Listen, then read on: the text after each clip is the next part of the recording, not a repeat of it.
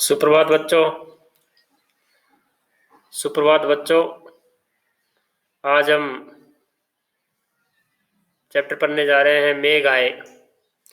मेघ आए के कवि है सर्वेश्वर दयाल सक्सेना।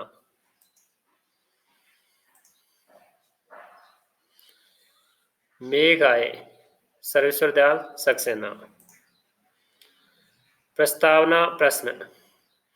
भारत में मुख्यतः कितनी ऋतुएं होती है? नंबर 2, ऋतुओं के नाम बताओ।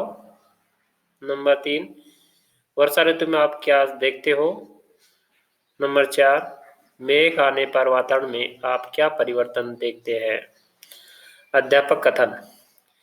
मेघ आने पर वातावरण में अनेक परिवर्तन दिखाई देते हैं, जैसे आंधी चलना, पेड़ों का हिलना, दरवाजे खिड़कियां खुलना आदि। आज हम सर्वेश्वर दयाल सक्सेना द्वारा लिखित कविता मेघ आए के विषय में अध्ययन करेंगे।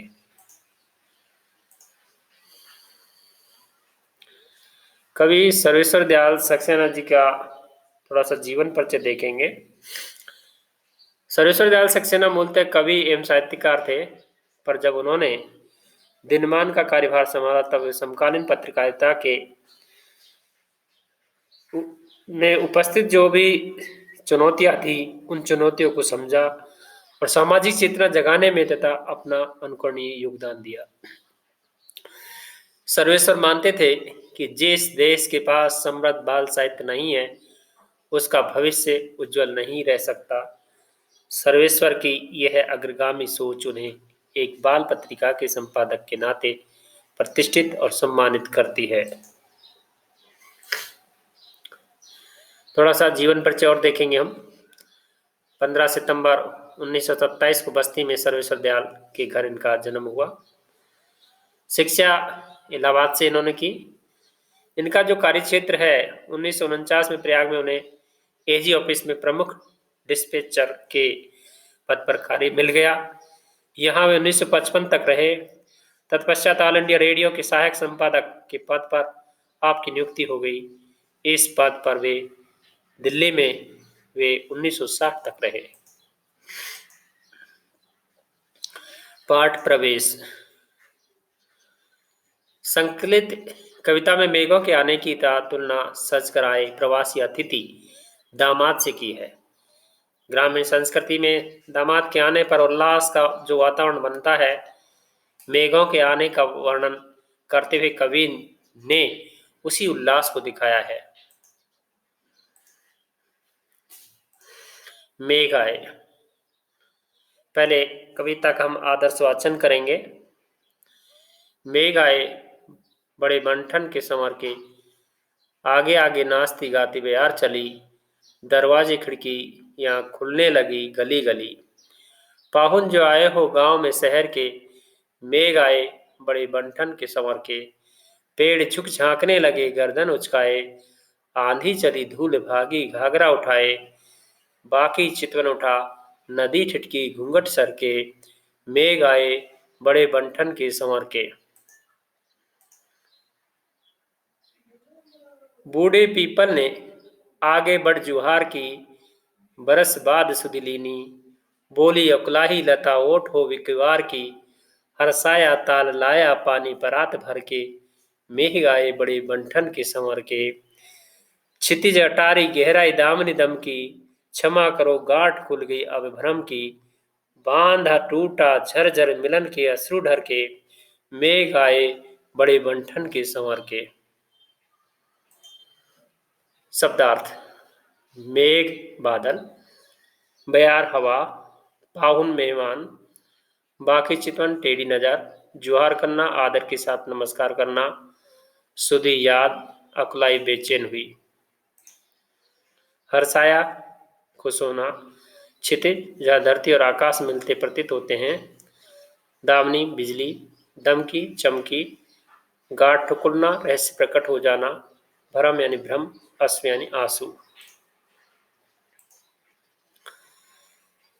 अध्यापक कथन।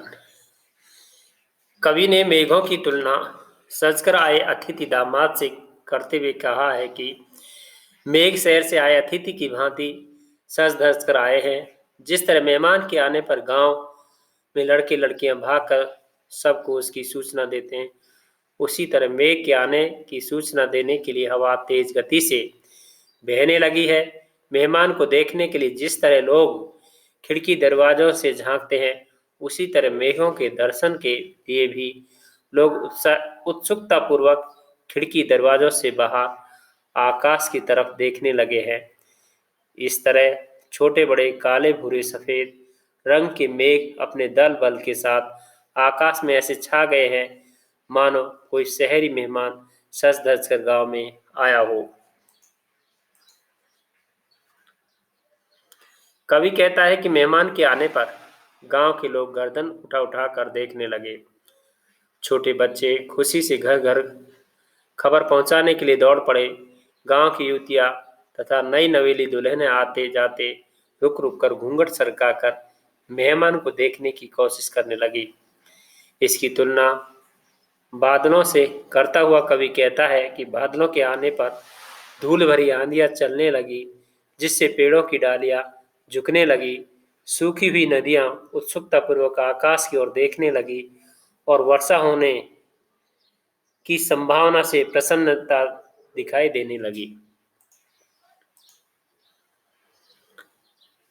आगे कवि कहता है कि बहुत दिनों के बाद मेहमान दामाद के आने पर गांव का वृद्ध तथा मुखिया उसके सम्मान के लिए आगे तक आया है और हाथ जोड़कर उसने अतिथि का आदर सत्कार किया।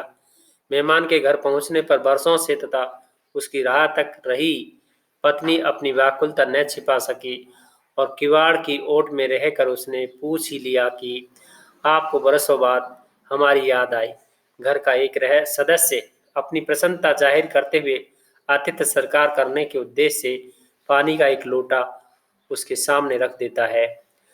दूसरे अर्थ में कवि कहता है कि आकाश में बादलों के छा जाने पर आंधी चली, जिससे बूढ़े पीपल ने पेड़ की डालियां झुकने लगी और उससे लिपटी लता में भी हरकत होने लगी।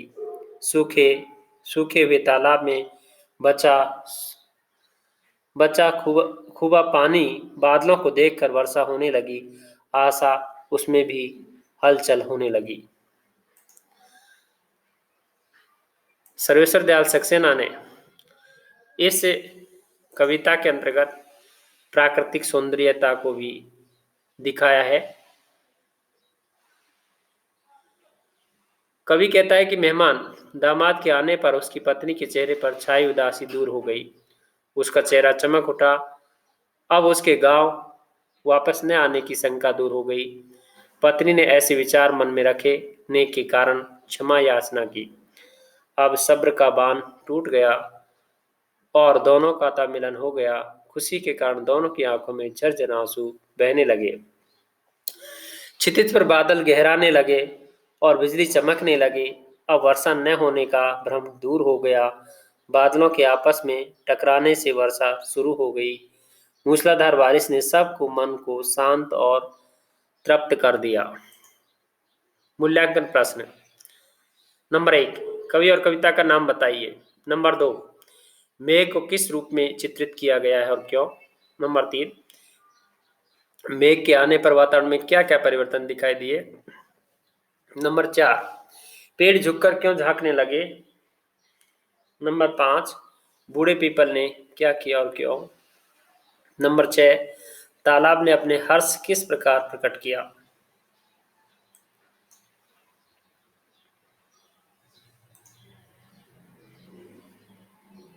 धन्यवाद।